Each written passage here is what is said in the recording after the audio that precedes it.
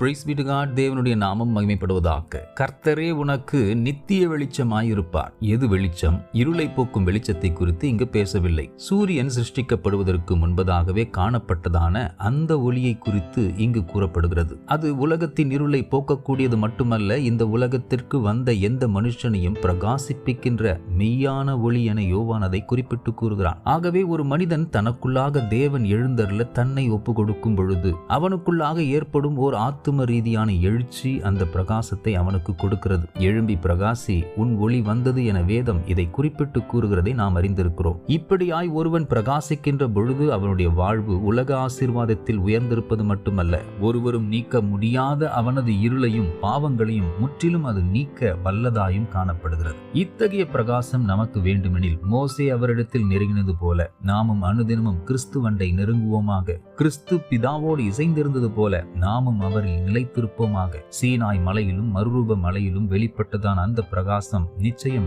நமக்குள்ளாகவும் உதிக்கும். அது நம்மை விட்டு நீங்காத நித்திய வெளிச்சமாய் இருக்கும். காரணம், கர்த்தரே இனி நமக்கு நித்திய வெளிச்சமாவார். அவரில் நிலைத்திருக்கும் நாம் நிச்சயம் நன்மைக்கேதுவாய் வர்த்திக்கப்படுவோம். God bless you abundantly.